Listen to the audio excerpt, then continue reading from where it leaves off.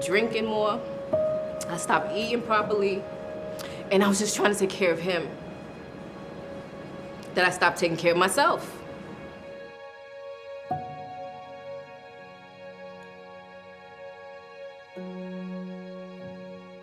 So yeah, 2018, Dad got sick.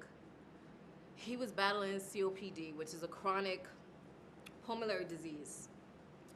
And me, my mom, and my sister were like, all right, let's start giving him and feeding him more better things. But this man was 75 years old.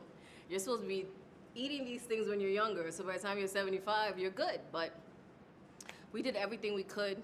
I poured my entire life in just taking care of my mom and my dad, taking them to the doctor, taking my father to the doctor so often. I was just trying to be there for him, that I wasn't there for myself. So during that time, I developed breast cancer. And since I'm in the medical field, I have an applied science degree. I studied radiologic technology. I know what cancer looks like. I know the different forms it comes in. I know how to detect it.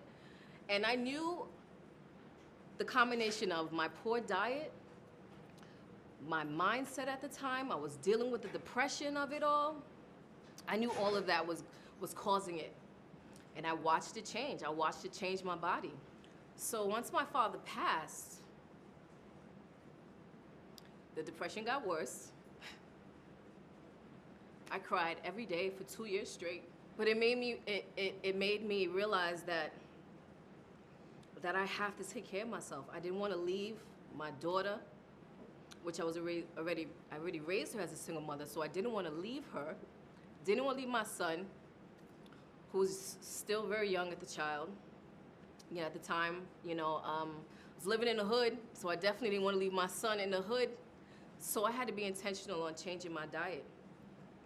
So after I pulled myself out of depression, I was able to get back to where I already was before, just eating better, knowing better. It's life-changing when you feel like you can leave at any moment. You can be gone at any moment. I didn't want to leave my kids on this planet without me. They still need me. I still got work to do. I was lucky enough that my father passed when he was 75, so I had him all my life. He's what I knew. He is what kept me going. He's what kept me so ambitious. He taught me about money. I remember when I was 9 years old, he was like, make sure you have money to take care of yourself. Don't depend on nobody else. 9 years old. What are you talking about? I was like, what are you talking about? But I was like, you know what? I'm gonna listen to you, Dad. So all those things play a part in just who I am, just how I move. I'm not a lazy woman. I'm always educating myself. And I just got to a point where I know I can pour more into others. Because so many of us women get stuck into pouring into everybody else except for ourselves. And that has allowed me to do so much and help women redirect themselves back into themselves. And I don't want them to do it when it's too late. When you're a little older, you're 70. No, do it when you still got the energy to do it. You still have the power, the love, the time to pour into yourself. That's what breast cancer did for me. It woke me up because I was sleeping.